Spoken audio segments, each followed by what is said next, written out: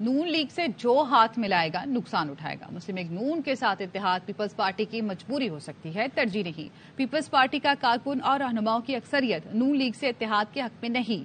Peoples party کے senior رہنما ندیم افضل چند کہتے ہیں نون لیگ کے ساتھ بیٹھے تو پیپلز پارٹی کو بہت بڑی قربانی اور قیمت ادا کرنا ہوگی.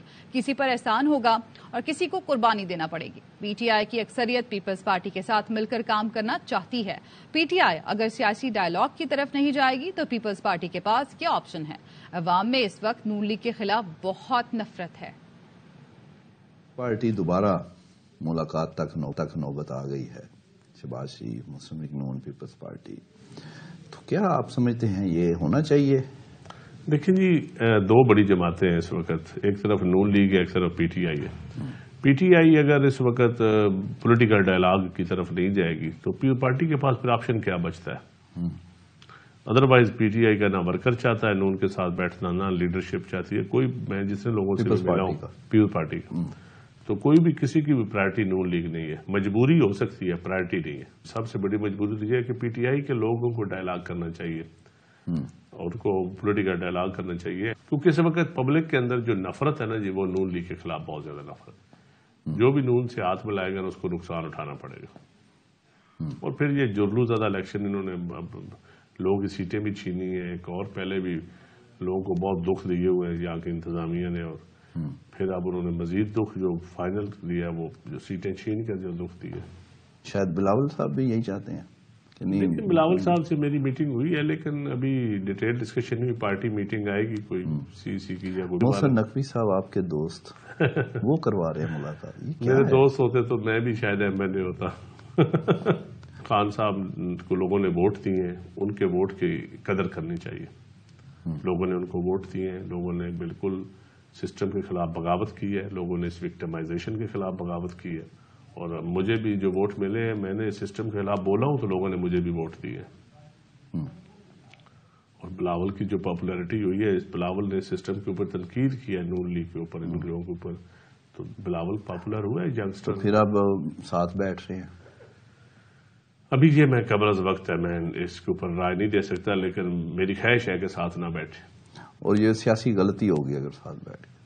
بڑی قیمت دینی پڑے گی اس کی، بڑی قیمت دینی پڑے گی. بہت بڑی قربانی ہوگی پیپلز پارٹی کی اگر نون لیگ کے ساتھ بیٹھے تو.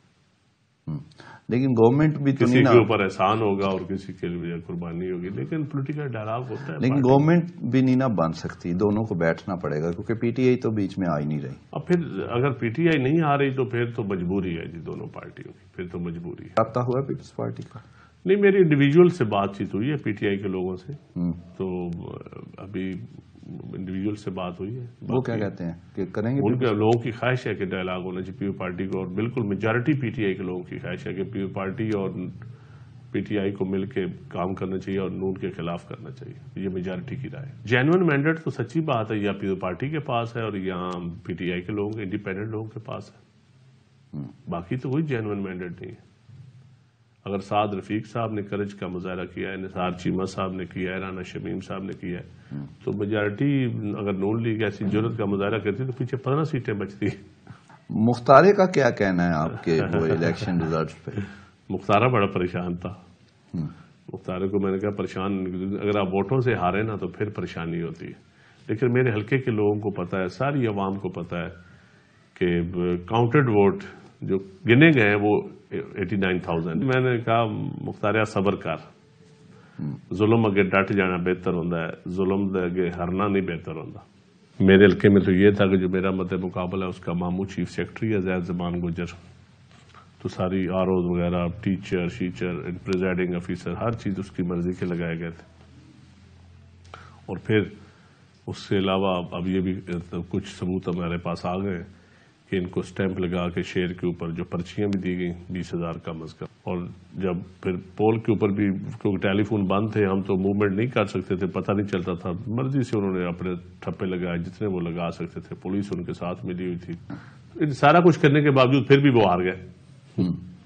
جب کاؤنٹنگ شروع ہوئی، رزلٹ آئے تو میرا اور پی ٹی آئی کا مقابلہ تھا، آزاد جو انڈیپینڈنٹ کینڈیڈیٹ تھا.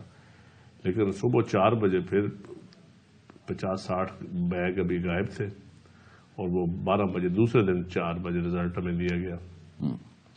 تو بیگ بھی لایا گیا. پھر فارم 45 بھی ابھی ہمارے 50-60 مسنگ ہے فارم جو نہیں دیے گئے, پریزائڈنگ آفیسر نے نہیں دیے. تو اب آپ میرا خیال ہے لیگل راستہ میں لیگل میں پٹیشن کروں گا جی انشاءاللہ.